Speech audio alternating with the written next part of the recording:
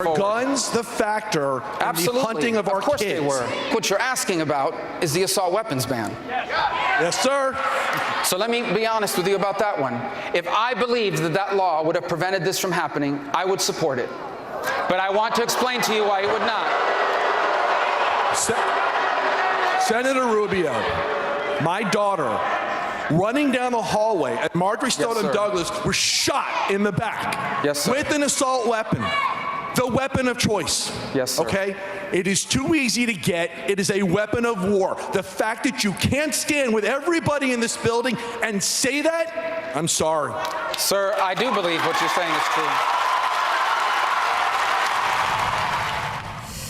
That was Fred Guttenberg, the father of 14-year-old Jaime Guttenberg, who was killed in last week's school shooting in Florida.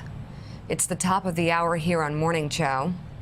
And joining us now from Parkland, Florida, is Fred Guttenberg.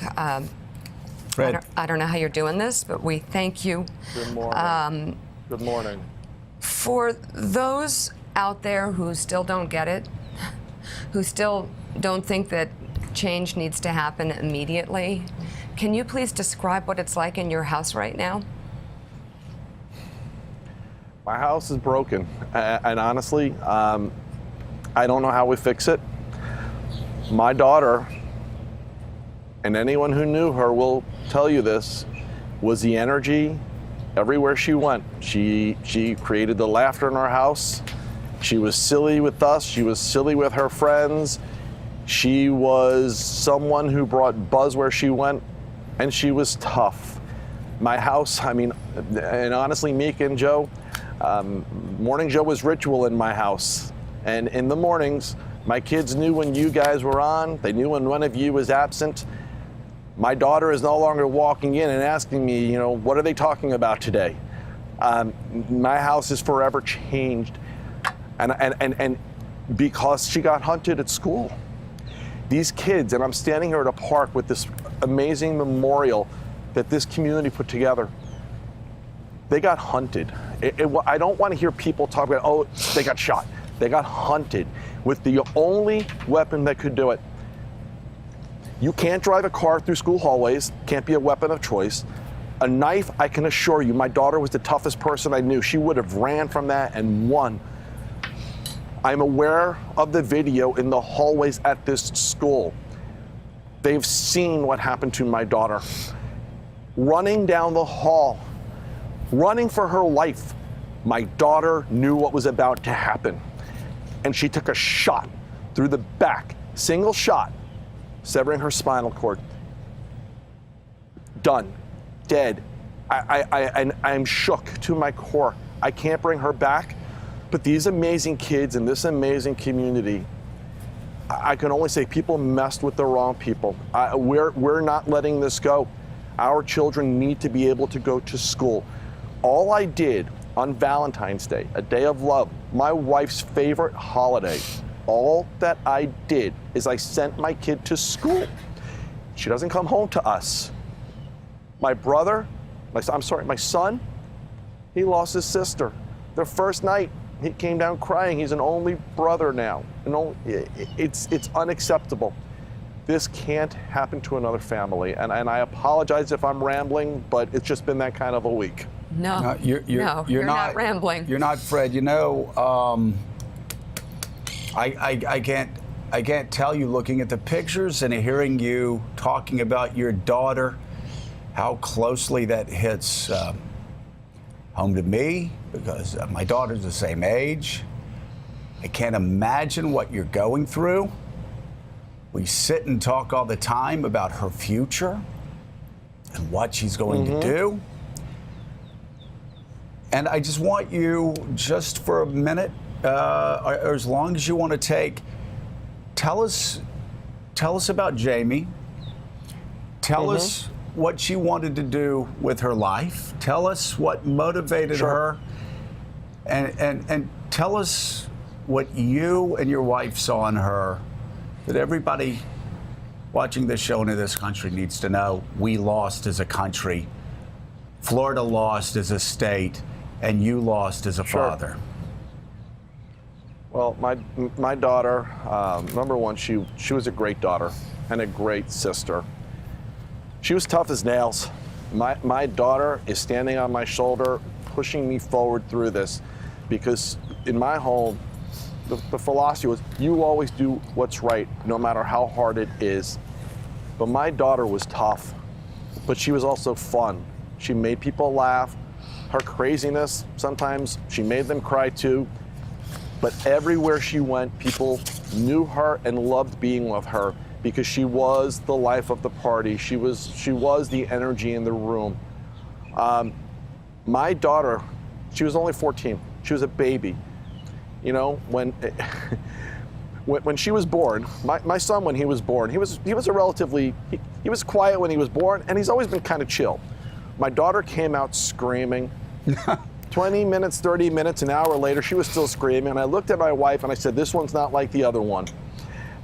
And she never was. She was always vocal and had to be heard.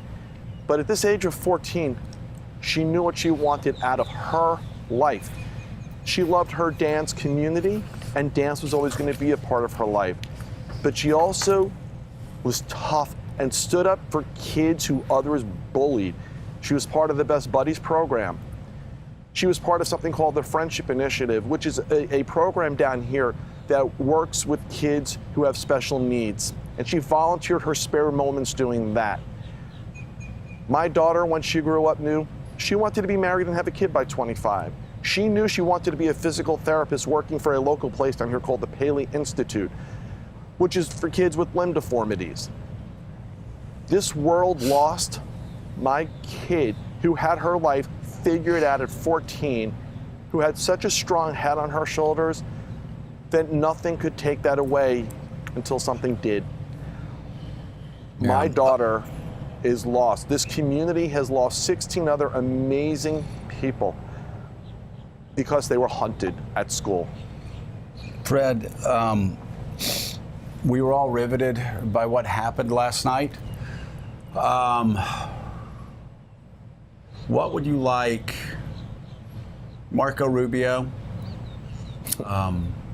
Senator Rubio, Senator Nelson, not only the governor, who didn't show up last night, I think shamefully. Sure.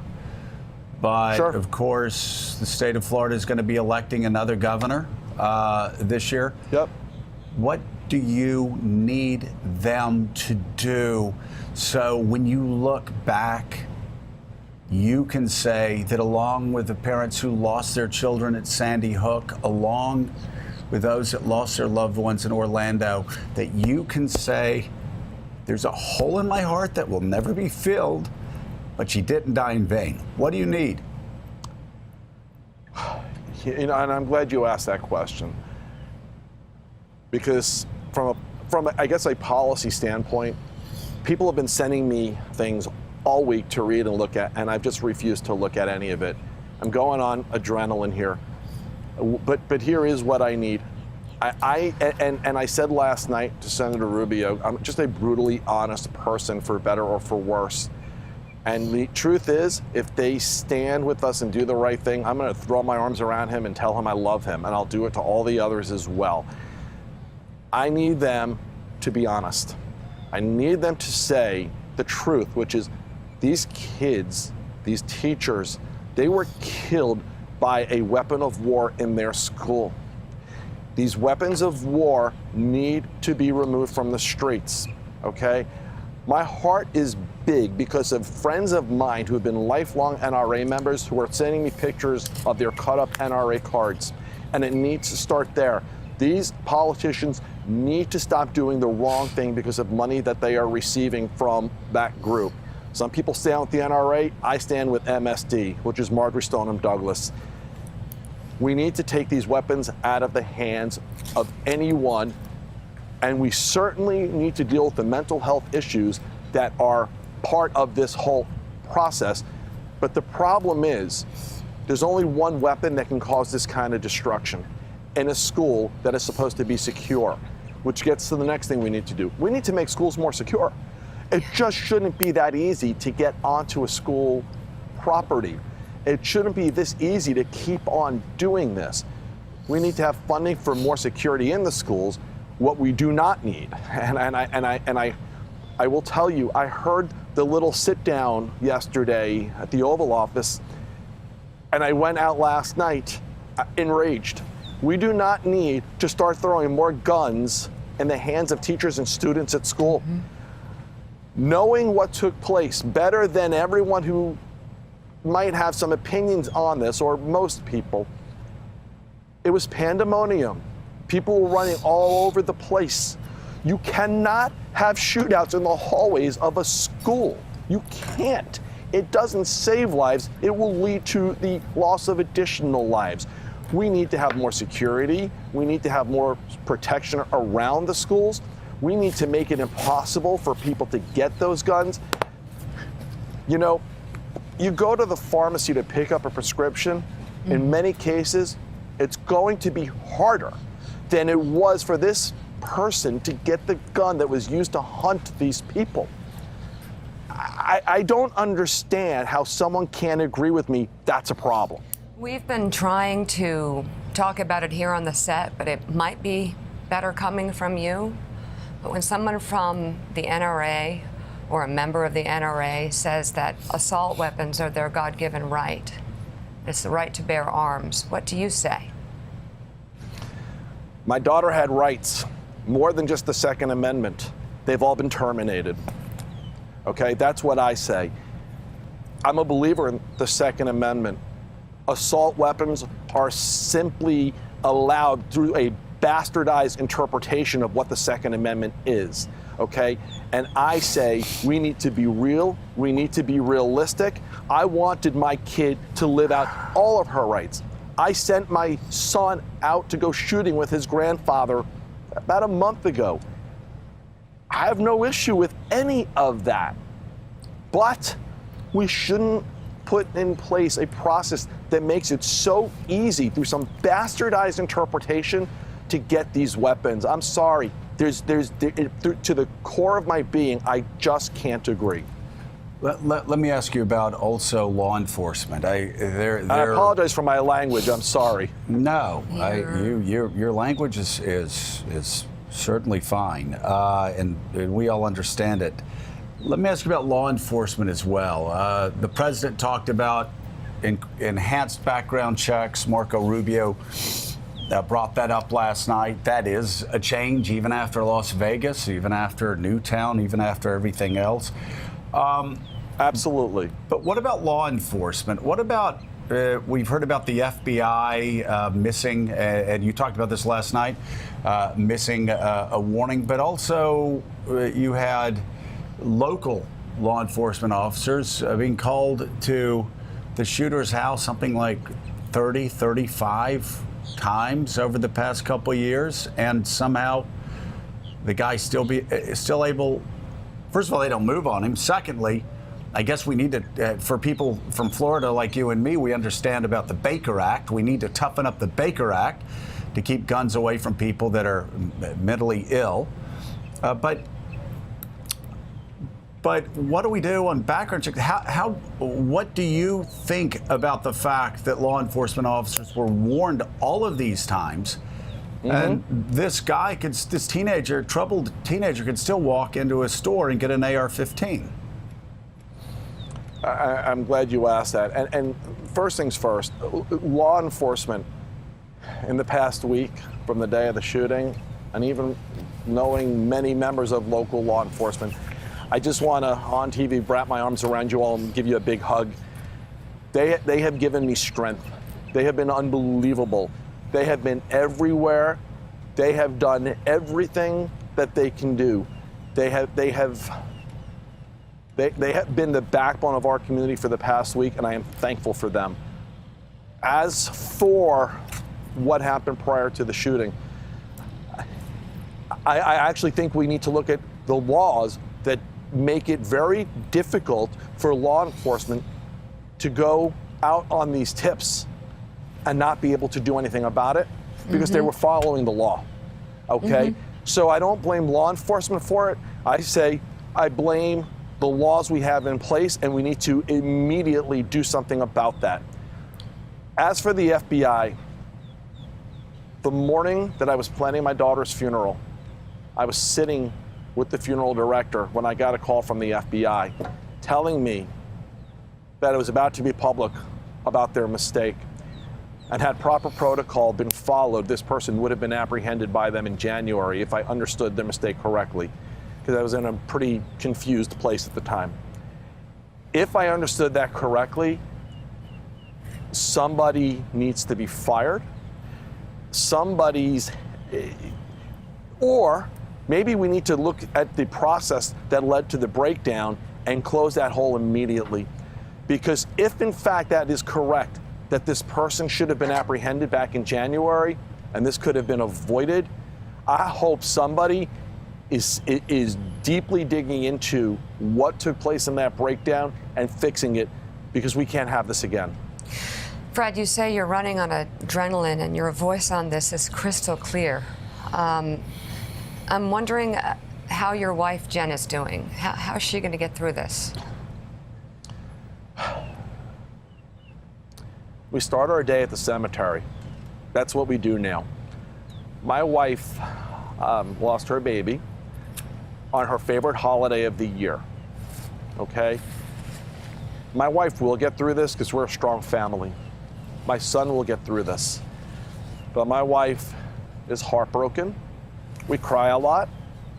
We look at pictures and talk a lot. We haven't walked into my daughter's room yet. My wife is going to be okay because I know who we are, but it's not going to be easy. It's going to take a while to just add to this. My wife is the most intensely private person you'll ever meet. So to have this happen in the way that it did, and to have what's going on here going on, adds insult to injury. But in spite of her intensely private way of being, she also understands the mission that I am determined to take on. I will not stop. I am going to be relentless. This can't happen again. And while she's private, she supports me. And we that's where we're at right now. It's sort of day by day. We're going to figure this out.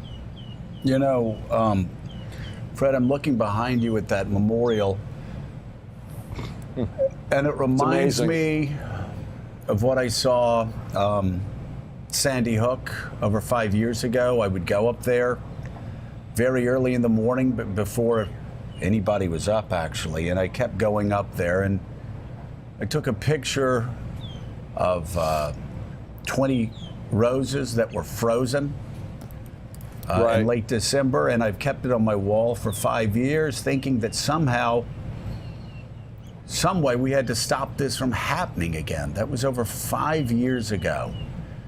And now I'm looking behind you at a memorial that looks about the same as what I saw in Sandy Hook, with all those broken hearts, with people swearing never again. It's unbelievable. How do you, what hope do you have that I won't be calling you on this show 5 years from now to talk about the fight against these weapons of war and this culture, and you won't be consoling a father just like you who lost their 14-year-old daughter? What hope do you have that this can stop? A week ago, my soul was shattered. This week, because of people reaching out, stepping up, my hope is restored. Because of the kids who, a week ago, I had my concerns over, because we know they live in their cell phones. These kids have restored my faith. They have been unbelievable. They have been strong. They have been fierce. These kids are my hope. These kids won't stop. These kids simply want to go to school. And here's the thing. Unlike in past shootings, these kids are at an age where they can verbalize it and fight And this shooting was caught on video. The cell phones came out. You can't hide from what happened. And because of that, and the fight in these kids and the fight in me, I have hope. I think this time was different, and I think we're going to get something done. We may not happen tomorrow. It should, but it's going to happen. All right, Fred. We're with you. Listen, Thank you. Please tell your wife and your son that our family will be thinking about you and we'll be praying for you, and we will be open to anytime you want to come back on and talk about this. There's just nothing that we can say other than we are so sorry, and we're with you. We're with you. So thank you for being here. Thank you. Fred Guttenberg. Thank you. We'll be right back. Thanks for checking out MSNBC on YouTube, and make sure you subscribe to stay up to date on the day's biggest stories. And you can click on any of the videos around us to watch more from Morning Joe and MSNBC. Thanks so much for watching.